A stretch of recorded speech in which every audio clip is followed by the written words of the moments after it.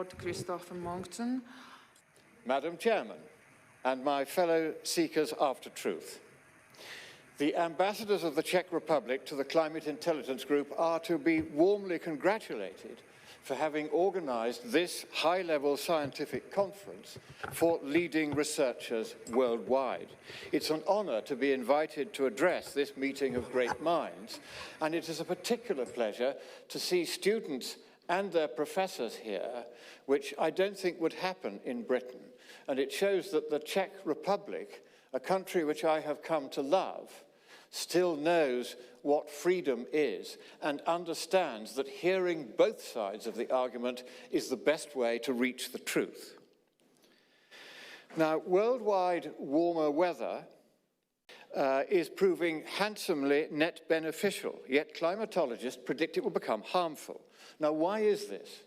Well, it is because they borrowed what is called feedback formalism from control theory, a branch of electronic engineering physics, but they fatally misunderstood what they had borrowed. They made a grave and striking error without which the climate emergency vanishes away. Next one. The sun, by way of the emission temperature R0, as we will label it here, that would obtain if there were no greenhouse gases in the air at the outset and no feedbacks had yet acted, will directly contribute 90% of today's global surface temperature. Yet in effect, at a vital point in their calculations of how much global warming we may cause, climatologists forgot the sun was shining. They left out the sunshine temperature from the feedback loop. This is a grave and fundamental error. Next slide, please. First, some points of notation. In this presentation, feedback variables will be in blue, and they will be upright in Roman face. All others will be in italics and in various colors. Uncorrected feedback variables will be lowercase. When corrected, they will be in capitals. Time subscripts are 0 at emission temperature, 1 in 1850 and 2 in 2024, following the anthropogenic radiative forcing since 1850, which is approximately equivalent to doubling the CO2 in the air. The IPCC in 2013 mentions the word feedback more than 1,100 times, and in 2021, more than 2,500 times. Now, why is this? It is because they thought that feedbacks drove most of the global warming. However, it will be shown here that climatologists are using an incorrect method to predict global warming, and worse, they're using that incorrect method incorrectly. Since the 1979 Charney report, it's been imagined, wrongly, as it will turn out, that doubling the CO2 in the air would cause 2 to 5 Celsius of warming, with a 3 Celsius mid-range estimate. And that's been the case in most of the IPCC reports as well. Now, of this warming, up to 4/5, as you'll see at the bottom right there, is predicted to arise from what is called feedback response, an indirect extra warming driven by the 1 Celsius direct warming by doubled CO2 in the air. Next slide, please. First, some data. Temperature was at equilibrium in 1850. There would be no trend for 80 years thereafter, neither up nor down. Now, the equilibrium temperature of 288 Kelvin, which is on the left there, measured that year, was the sum of the 260 Kelvin sunshine temperature, the 8 Celsius of direct warming by doubled CO2, by natural greenhouse gases, and then, we hadn't come into the picture yet, 20 Celsius of feedback response. Next slide, please.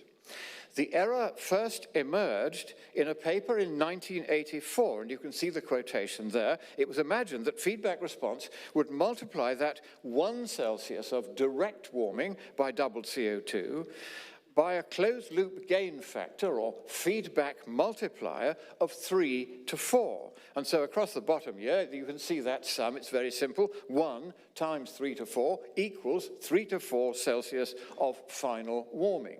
So that was where this mistake was first made. And without such a large influence from temperature feedback, no one would ever have predicted large or dangerous warming. In 2007, Sir John Horton, IPCC's first science chair, told me that feedback response would indeed triple or quadruple any anthropogenic direct warming, based on data for 1850 similar to those shown here. Strikingly, however, he omitted the 260 Kelvin sunshine temperature from his equation. Where is the sun? And that will be the theme of this presentation. Next slide, please. And here is the sun. You see that yellow 260 Kelvin? That's the sunshine temperature. That's the largest temperature signal in the whole of the climate. And in feedback analysis, every climatologist on both sides of the debate has, by mistake, left it out. So if we correct Horton's equation by including this predominant 260 Kelvin in the top and bottom of the fraction which is the feedback multiplier, that reduces the multiplier radically and thus reduces final warming by double CO2, which is the standard metric in climate change, from 3.5 Celsius that we saw before just to 1.1 Celsius. And here you can see the two methods directly compared. Note, though, that these values of the final warming assume no change in the feedback regime since 1850 and no unrealized global warming in the pipeline. Well, the first of those two assumptions is made by climatologists generally, and as to the second, once you correct the error of feedback analysis that I shall show you here, then you wouldn't expect any further warming to come from our past sins of emission. Now, after that very brief simplified overview, we now examine in more detail the uncorrected feedback method followed until now in climate science. That incorrect method has directly led to gross over-predictions of global warming and thence to what will turn out to be the baseless notion of a climate emergency. In climatologists' version of the feedback loop, which you see here, the input signal at top left is not, as it should be, the 260 Kelvin emission temperature, nor even the 8 Celsius of natural warming by the greenhouse gases that were already in the air in 1850. Instead, it's just that 1 Celsius of reference sensitivity to, or direct warming by, a forcing equivalent to doubling the CO2 in the atmosphere. So the uncorrected feedback multiplier, little a2, is the reciprocal of 1 minus the uncorrected feedback factor, little h2, and h2 is in that box at the bottom of the loop, which is known as the feedback block. And h is the operant, or the active ingredient in the feedback loop that translates into feedback response. Now, in this next slide, there are several data at the beginning, and we're going to test you on this later, so pay close attention. And below the line, we feed those data into the wrong equations of feedback, which are used in climatology. And all you need to notice about this slide now is that R0, that sunshine temperature, does not appear anywhere in the data above the line that we're going to feed into the wrong feedback equations below the line. And if you're watching this on YouTube or Rumble, you can freeze frame this at any time and have a closer look at these equations to make sure that I'm not fooling you about anything. You can check it, and if you don't like what you see here, write to me at the email address you'll see on the last slide and tell me where we got this wrong. Because that's how science is done. It's not me just telling you this is how it is. If we are wrong about this, then you here in the Czech Parliament and those looking in, feel free to get in touch. We do not think that we know everything, and we are willing to learn if we have made a mistake. Next slide, please.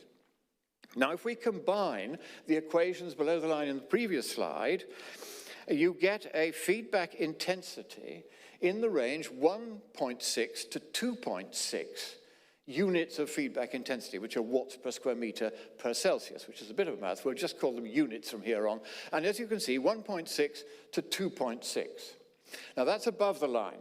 Below the line is the same values deducible from the latest IPCC report, 1.4 to 2.7. So you can see that we have correctly captured the incorrect method that the climatologists are at present using. Next slide, please.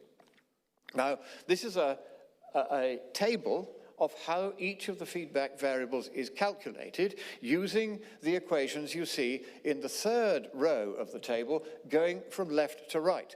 But the most interesting thing about this table is the right-hand column, which is the first derivative of the system response curve of final warming against the net aggregate feedback intensity, which is the fundamental feedback variable, the originating feedback variable in climate. And you can see how rapidly it increases for each extra Celsius degree. And what this means is that the curve is, as we shall now see, a rectangular hyperbola. Thank you, that's it. And the influence of that curve on final warming via the uncorrected method that we're looking at here is the reason why climatologists fear, wrongly, as we shall show, that global warming may suddenly pass a tipping point and shoot off upwards to infinity. It is because of this hyperbolic shape that climatologists have hitherto imagined that if you cross that tipping point, suddenly the whole climate will run away, and to use the words of the latest UN Secretary General, we will all fry, it's all going to be terrible. I can assure you, no, it isn't.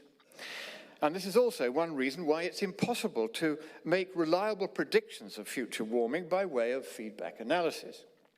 Now, the corrected method, to which we now turn, sets the 260 Kelvin sunshine temperature as the input to the temperature feedback loop, as it should.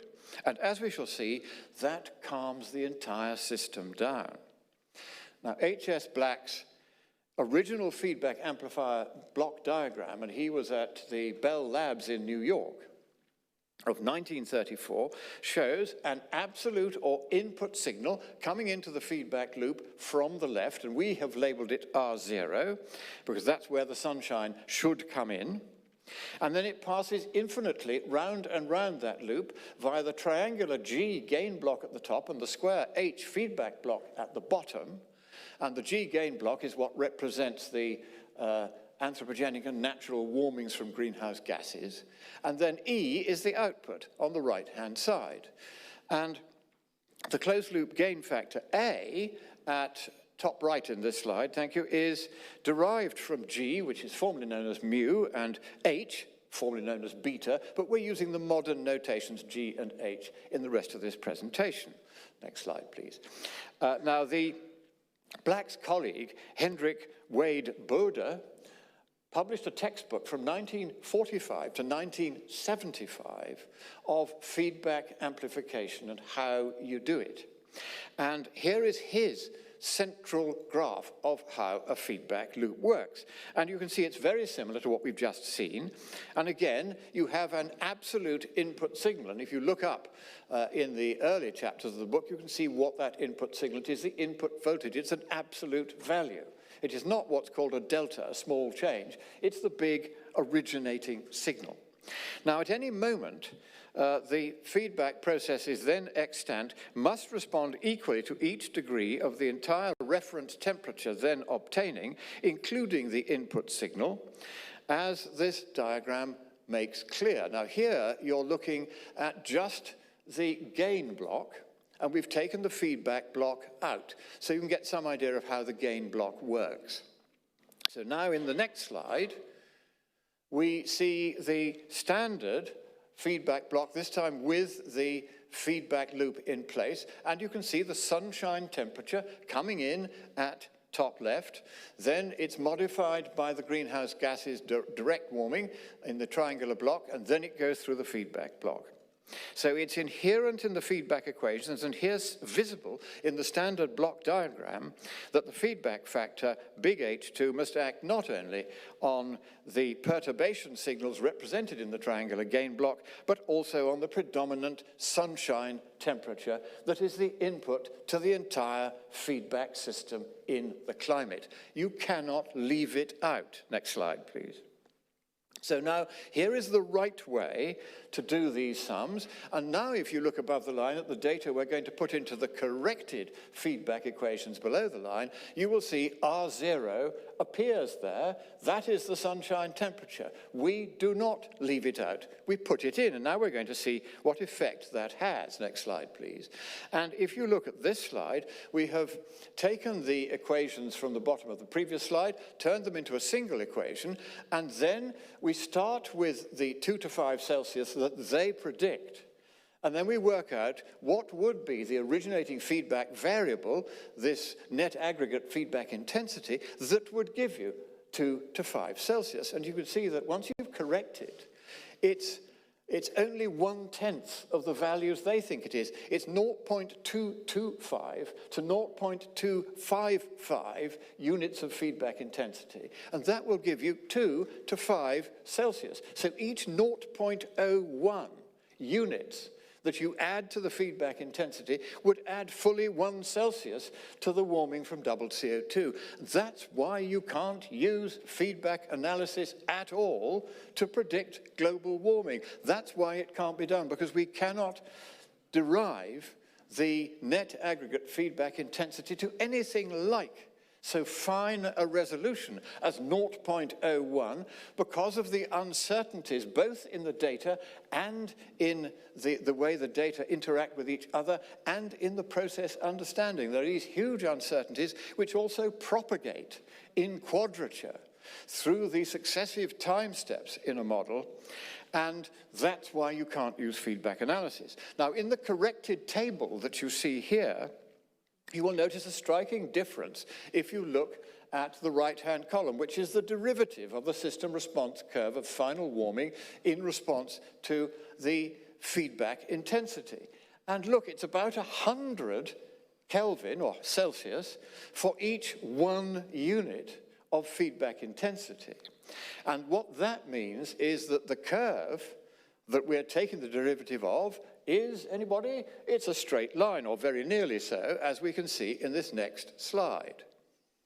And there is the straight line. Now, across the predicted 2 to 5 Celsius interval of ECS, which is here on the abscissa on the left-hand side here, the corrected system response curve is indeed appearing to be a straight line. In fact, this is a small segment of a rectangular hyperbola, but it's right near the origin, and therefore it is very, very close to a straight line, which makes taking the derivative very easy. Now, on this slide, what you're seeing here is if IPCC's uncorrected values of feedback intensity on the ordinate across the bottom there are plugged into the corrected feedback equation, repeated at top left, ECS is going to fall on 200 to 1800 Celsius. Now, if it was going to be anything like that, we'd have kind of noticed by now. But this, of course, isn't happening. The only reason you get these silly figures is if we use IPCC's silly values for the feedback intensity from which they get this vastly over-predicted range of global warming. So let's have the next slide, because they forgot to put the sunshine in. That's why they got these silly values. So now, since it is impossible to constrain final warming to find out how much it is by using feedback analysis, we have to use other methods. Now, the 4 methods we're going to show you next are all founded upon real-world observation, not on these ridiculous, useless models. And all 4 methods will cohere, they will agree with one another in indicating about 1 to 2 Celsius of ECS and not the long predicted 2 to 5 Celsius. And all 4 methods, unlike the official method, agree not only with each other, but also with real-world measured temperature change. And that's more than you can say for the IPCC's predictions, which have proven excessive throughout the IPCC's existence. So here is, go back to method 1, would you please, the previous slide. That's it. Method one is that if the feedback regime hasn't changed since 1850, which is the assumption, broadly speaking, made by climatologists, and if there is no unrealized global warming in the pipeline, as there won't be once you've corrected this error, then ECS, the final warming by doubled CO2, will be about 1.1 Celsius, as we saw before. Now we go to method two, and the radiative forcing from all anthropogenic greenhouse gas emissions since 1850 is about equal to the predicted warming from doubled CO2. Yet, there's only been 1.2 Celsius of global warming since 1850, suggesting that if there is, again, no unrealized global warming in the pipeline, ECS will be, that's the final warming from doubled CO2, it's going to be around 1.2 Celsius degrees. Method three, IPCC has long predicted 0.2 to 0.5 Celsius per decade of global warming, or 2 to 5 Celsius across the entire 21st century. And that, by coincidence, is the same range as IPCC also predicts for doubling CO2. The two numbers are about the same. Yet, only 0.15 to 0.2 Celsius per decade has been actually measured over almost half a century, since 1979. Therefore, given no Earth energy imbalance, ECS, or final warming, is 1.5 to 2 Celsius on that slide. Now we go to the next slide, number 4. Now this is a much more detailed way of working out how much warming we may cause, but without using feedback analysis. And here our team has done a billion trial Monte Carlo distribution. That was a technique invented by a Polish-American mathematician, Stanisław Ulam, for the Manhattan Project, and it's now a standard method in statistical analysis. And we've used also a simplified version of the energy budget equation. And that shows 0.9 to 2 Celsius of warming, final warming, with a best estimate of 1.3 Celsius, which is at the peak of the Gaussian distribution that the computer produces if you put their values of the variables that go into the feedback equation into that equation. We're using the official values, and look what you get. You do not get 2 to 5 Celsius, you get 1 to 2. So all four of these methods agree not at 3 to 5 Celsius, but 1 to 2 Celsius, and our best estimate from these four methods is about 1.1 to 1.3 Celsius. And that is not only harmless, it's actually net beneficial. It's one reason why, in the last 100 years of global warming, the number of deaths per year from people who have died because of bad weather of any kind has fallen by 99%, notwithstanding a fourfold increase in population over the same period. Next slide, please. Now, startlingly, the elementary error of control theoretic physics described here is universal throughout climatology, thanks to ever more specialized scientific disciplines. None of the following diagrams from climate science papers shows emission temperature, the sunshine temperature, 260 Kelvin, as the input to the feedback loop as it should. Here's the first of them. Now, like many feedback diagrams in climate science, this one from 1988 by a friend of the guy who got it wrong originally in 1984 is a converter. It's not even a straightforward feedback amplifier. And like all climate science diagrams and all climate science feedback analyses, there is no sunshine temperature in the input at top left. Instead, you will see that delta there, which means a small change rather than the absolute overall input signal, which is the fact that the sun is shining. And okay, today in the Czech Republic it kind of isn't, but we know it's there all right, and the climatologists now have to be let in on the secret that you can't leave it out. Let's have a look at another of these.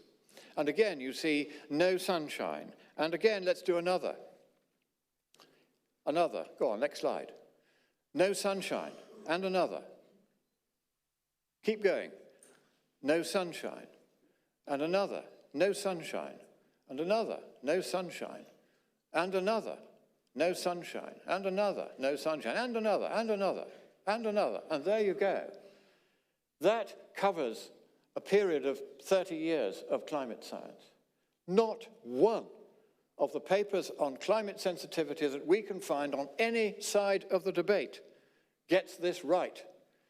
But if you go to any control theorist and you say, do we have to include an input signal when it's as large as 260 Kelvin, 90% of the entire planetary temperature, they will say, yes, in that case, you have to include it. You cannot just do a delta analysis, which is what they do in climate science.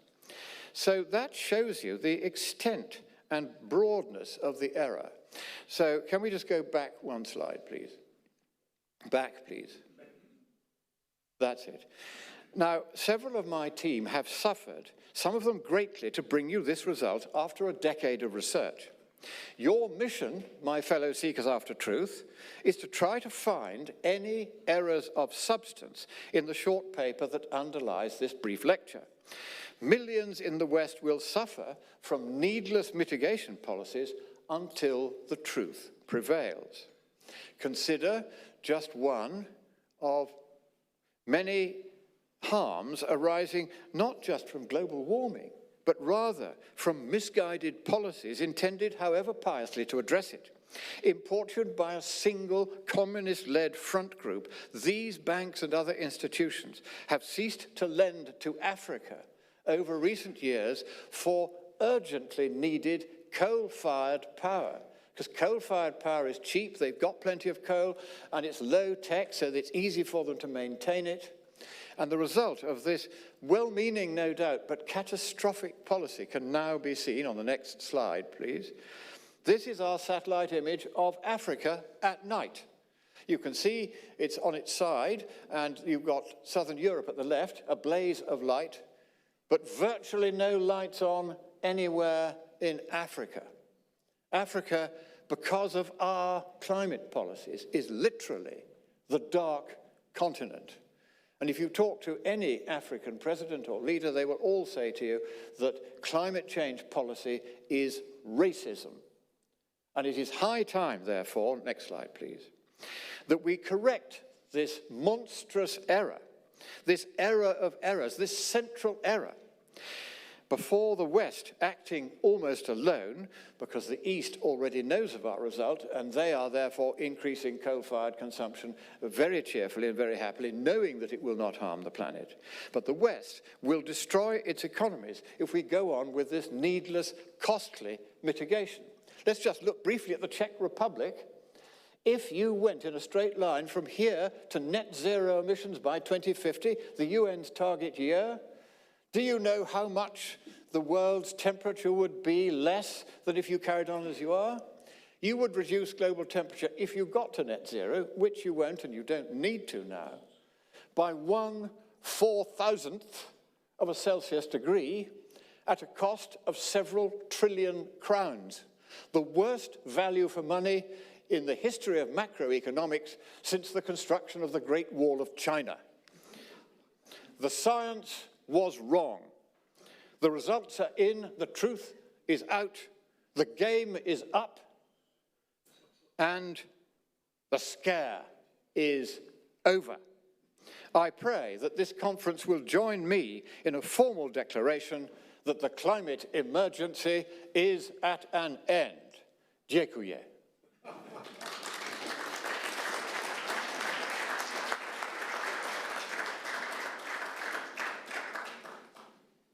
Any questions? So, time for questions? This work? Yes. My name is Ketil Horstad from Norway. As I understand, this is almost a purely mathematical reasoning. With this sensitivity analysis and then nowadays the skepticism against gain functions or gain of functions. Do you think that this make it less necessary to understand all the climate factors and all the... Because yes, that's a very off, you say? That's a very good question. There is no need whatsoever to do anything at all about the climate except to sit back and enjoy the sunshine that climate scientists forgot. Any more questions? So can I have one, please? Yes, of course, sir. Your presentation was really awesome, and I was just thinking how to translate it into the language that the common people would understand that. So, if you have any idea, thank you. Right. What you tell them is what I've told you, that climate scientists at a vital point in their calculations forgot the sun was shining. That messed up all the numbers. That created the idea of a climate emergency.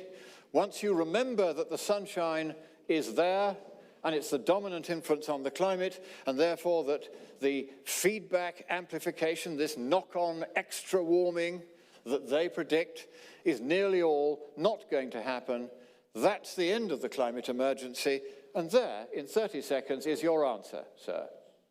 Thank you all very much, and God bless you.